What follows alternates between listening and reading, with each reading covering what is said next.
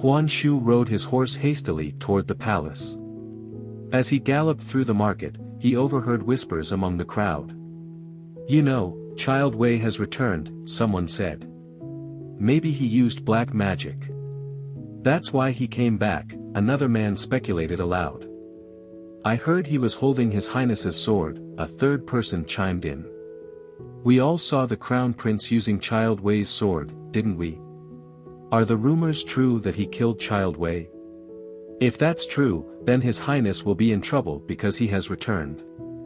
"Shu. Look, His Highness." As Huan Shu drew near, the crowd bowed. He glanced at them but ignored them. Right now, his only concern was Wei Liang. Urging his horse forward, he rushed toward the palace. Inside the palace, he saw many maids and servants gathered outside a particular room. As he approached, they instinctively made way for him. He stepped inside, his gaze immediately locking onto Wei Liang, who lay motionless in bed. An elderly physician sat beside him, carefully tending to his condition. As I slowly opened my eyes, my blurry vision struggled to focus. I gradually looked at the faces around me until my gaze finally landed on Huan Shu. His stare was cold and menacing, making my heart skip a beat. "This isn't a dream," I exclaimed, my voice shaking. I looked at Huan Shu, and suddenly, a memory surfaced. I had seen him before. I hesitated, recalling the portrait in the book Arun had brought me. "Huan Shu. You're Prince Huan Shu. What are you doing here?" I asked, my confusion deepening. I glanced around, taking in everyone's attire and the unfamiliar room. "Wait, what's going on? These clothes, this room, and my body, it's different. And Huan Shu is here." My voice trembled as the realization hit me. No, this can't be. Did I travel through time? But how is this possible? I cried out, my mind reeling. The elderly physician intervened, speaking calmly. "He's not fully healed, so perhaps he has lost his memory. Forcing him to remember everything could be harmful." "Memory loss? What are you talking about?" I shouted. "Where am I? Why has my gender changed? Did you kidnap me and perform a gender reassignment surgery? Why would you do this to me?" The elderly man remained composed, his voice soothing as he replied, "Rest now. Lie back down." Huan Shu's menacing gaze lingered on me for a moment before he turned and left the room. The others followed, leaving only 2 individuals behind. As they departed, I noticed something strange. Even though I was unfamiliar with the language, I could understand it effortlessly. Moreover, the people around me seemed to understand my words perfectly. This realization sent me into a panic.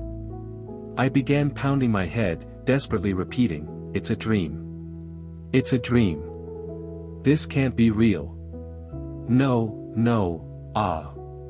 I glanced up and saw the 2 men watching me with sideways glances, their faces etched with concern and confusion. Breaking the silence, I said, "Hey." One of them pointed to himself and hesitantly replied, "Me." I nodded. "Yes, you too. By the way, who are you? What are your names?" The first hesitated, his voice trembling slightly. My name is." "Ah. Bao." The other one quickly added, "My name is Tong." I interrupted, "Okay, come here." The 2 boys were so frightened that they started pushing each other, arguing, "You go. No, you go," in a comical back and forth. Their antics were so ridiculous that I couldn't help but laugh. Just then, Bao tripped and fell onto my bed, letting out a loud scream. "Ah!" He scrambled to get up. I chuckled and said, "What the hell? Why are you screaming like that?" Tong took a step back, his eyes wide with fear. "Are you a ghost, or are you really alive?" My face contorted in confusion. What kind of question is that?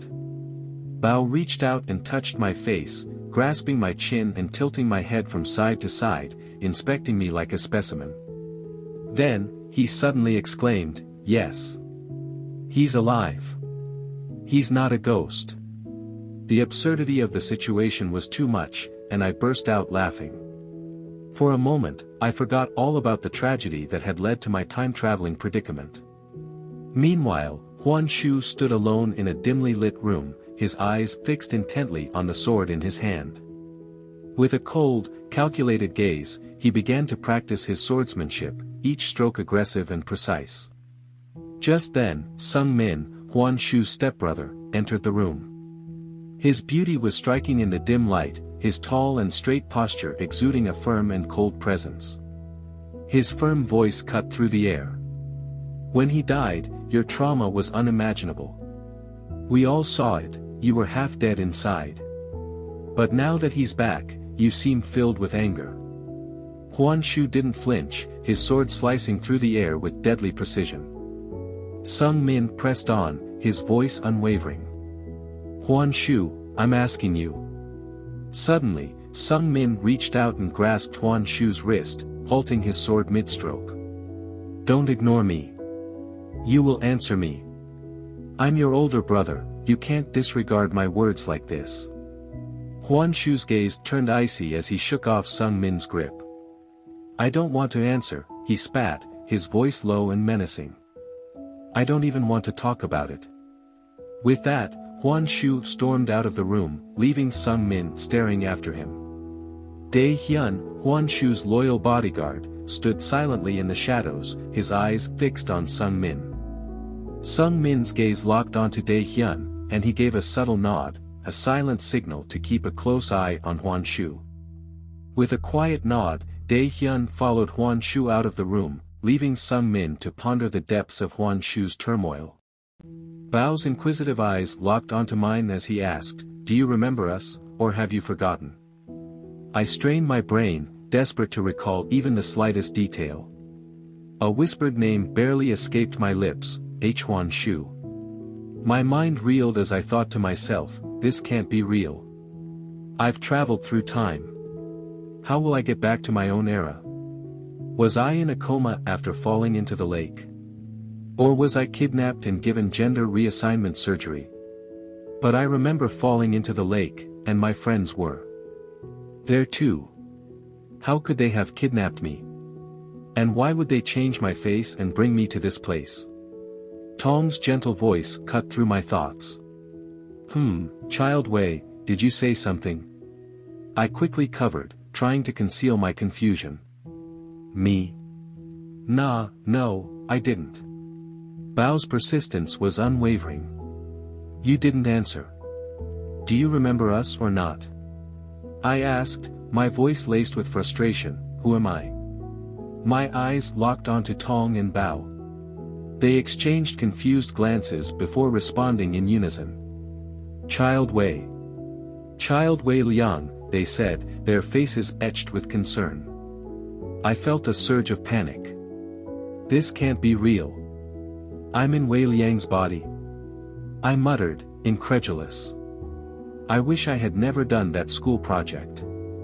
Now I'm stuck here, in Wei Liang's body. I need to find a way back to my own era, and fast. Just then, a beautiful lady entered the room, her delicate frame weak and trembling. Tong and Bao immediately stood up, their faces filled with concern, and bowed deeply. The lady's weak voice filled the room. "I've told you, Tong and Bao, you're like my brothers, don't do that again. And Wei needs some rest, stop forcing him to remember." She gently sat down beside me, her eyes filled with deep affection. I turned to Bao, curiosity getting the better of me. "Who is she?" He replied, his voice barely above a whisper, "It's Princess Sumin." "Now, who's this Princess Sumin? Why is she hugging me like that?" "Okay, not me, but Wei Liang." Princess Sumin's eyes welled up with tears as she hugged me tightly. "Wei, you know how much we all cried. I'm so happy you've returned." She sobbed uncontrollably, her frail body shaking with each sob. I gently wiped away her tears, trying to offer what little comfort I could. Sumin composed herself, a faint smile on her lips. Huan Shu was completely broken by your departure. But now that you've returned, he'll be happy. I thought, he killed me, he killed Wei Liang, and that jerk will be happy about Wei Liang's return. Come on. She smiled warmly and handed me a bowl. Look what I brought for you, your favorite soup. See if you can guess what it is. She served the soup into a bowl, and it looked delicious. But a nagging thought crossed my mind, what if she mixed poison into it? But why would she do such a terrible thing? Sumin looked at me and asked, won't you eat it? I hesitated, then took a tentative sip. My eyes widened in delight. Ah, it's so tasty. What is it? I exclaimed. Princess Sumin's expression turned happy, albeit tinged with sadness. She smiled and whispered, her voice barely audible, Wei, you forgot. I asked, did you say something? You still haven't told me what it is. She said, it's your favorite soup, lotus root soup. She smiled warmly at Tong and Bao, handing them each a bowl of steaming soup. I brought some for you too, she said, her voice gentle. Tong and Bao exchanged a grateful glance, took their first sips, and smiled at her in appreciation. Just then, a maid arrived, her voice trembling. Princess, you're so weak, you need to rest. If His Highness finds out, he will be angry with us. Sumin replied, her voice firm but weak. I'm okay. And don't worry about Huan Shu. Then she started leaving. Before departing, she turned to me, her eyes filled with deep concern. Wei, take care of yourself. As soon as she left, I turned to Tong and Bao. Can I ask you something? They nodded in unison. Yes, child Wei, Tong said. I took a deep breath, then something slipped from my mouth. How will I get back to my own time period? Tong and Bao's expressions turned thoughtful. They looked at me in confusion. What did you say, child? I thought to myself, how would they know? Let me ask something else then. So, how did her condition become so weak?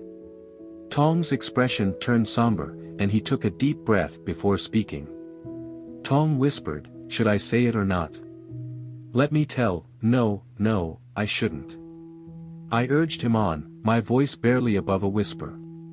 Tell me. Bao's voice was laced with sadness. It's because of you. Because of me? Tong nodded, his eyes filled with deep sorrow. After the news of your presumed demise at the end of the war reached the palace, Princess Sumin's health began to decline further. Her already fragile condition worsened upon hearing the devastating news. Moreover, the rumors circulating that Huan Shu was responsible for your death only served to exacerbate her distress, leaving her condition more critical than ever. I thought to myself, of course, Huan Shu killed Wei Liang, that's not a rumor. Tong and Bao turned to me, inquiring, did you say something? I shook off the thought and asked instead, but why do people think Huan Shu killed me? Bao's expression turned somber. We don't know all the details, but from what we've gathered, people suspect Huan Shu was the one who tried to kill you. Tong intervened. Even child, the sword lodged in your body was of no one but Prince Huan Shu, many people had seen it. And to make matters more suspicious, Prince has been using your sword ever since. I gazed at the sword lying nearby, and memories came flooding back. I recalled how it had been lodged in my waist, a constant companion since I time-traveled to this era. As I picked up the sword, Tong's eyes widened in surprise. That's the sword of Prince, he exclaimed. Bao's voice trembled with a mix of astonishment and curiosity. I'd heard rumors that you were found with Prince Huan Shu's sword, but I never thought it was true. How did you? His words trailed off, leaving the question hanging in the air. My grip on the sword hilt tightened as I sat lost in thought. The situation was bewildering, and I couldn't care less about the intricacies of who killed whom and why. My sole focus was finding a way back to my own time. To myself, I thought, I arrived here by the lake, maybe I can return in the same way. Tong's voice broke my reverie. Child, what's on your mind? I hesitated, unsure how to respond. Nothing, just a walk outside might clear my head. Bao spoke up, but child, Princess Sumin instructed us to ensure you rest. I cut him off. A walk might help me remember everything and aid my recovery. Bao looked uncertain, but I pressed on. Let's go. Tong chimed, but, child, look at what you're wearing. Will you go outside like that? I glanced down at my clothes, and my eyes widened in dismay. The white hanfu were stained with dried blood, torn in several places, and reeked of sweat and dirt. The fabric was stiff and rough to the touch, a testament to the harsh conditions I had endured. Tong continued, your family took all your clothes and amenities after the news of your death. So, what now? What should I wear? I asked. Just as we were thinking this, someone knocked on the door. Bao opened it, revealing a maid holding a black hanfu with a sword scabbard. What is this? Bao asked. It's for the young master, the maid replied. Who sent it? Tong asked. The maid apologized, I'm sorry, I'm not allowed to say. Please, just take it. Tong accepted the hanfu and handed it to me. The identity of the sender remained a secret, but I didn't care. My only concern was finding a way back to my own time period. The dress seemed to radiate an eerie aura, and I felt a shiver run down my spine as I put it on. I put the sword on the bed. As we began to leave, Bao grasped my arm and said, Child Wei, take the sword with you. A sword master doesn't look good without a sword. Tong countered, but it's not the child's sword, it's His Highness's. Bao retorted, who will know? And he is a sword master, he won't look good without a sword. Tong and Bao continued arguing, but I'd had enough. Okay, I'm taking it with me. Stop it now, I said firmly. Tong began to protest, but I cut him off, let it go. With Tong and Bao by my side, we set out of the room. The black hanfu and sword I wore served as a stark reminder of my uncertain future. As I strolled through the grand palace, I found myself entranced by its breathtaking beauty. The intricate architecture, the vibrant colors, and the lush gardens all blended together in perfect harmony. The sheer scale of the palace was awe-inspiring, with its seemingly endless corridors and sprawling courtyards. Despite walking for what felt like 10 minutes, we still hadn't reached the end of the palace. This sword was also a burden, it was much heavier than I had expected. My hands and arms ached badly. I shouldn't have brought it with me. I turned to Bao and asked, when will we finally exit the palace? Bao replied, just a few more minutes, and we'll be outside. Just then, a petite girl with tears streaming down her face rushed toward me. Her delicate features were accentuated by her distress, making her appear even more vulnerable. Her almond-shaped eyes, normally bright and sparkling, were now red and puffy from crying. Her straight black hair cascaded down her back like a waterfall of night, framing her heart-shaped face. A few loose strands clung to her damp cheeks, adding to her heartbreaking appearance. As she approached me, her tiny feet moved swiftly, her silk shoes making barely a sound on the marble floor. Her slender arms were outstretched, and she flung herself into my arms, embracing me tightly. Her soft body pressed against mine, and I could feel her ragged breathing as she sobbed uncontrollably. A group of maids, dressed in elegant attire, rushed behind her, their faces etched with concern. Princess, be careful, one of them shouted, their voices echoing through the corridor. However, the princess didn't seem to hear them, too caught up in her emotions. I stood there, taken aback by the sudden display of emotion, as I tried to comfort her.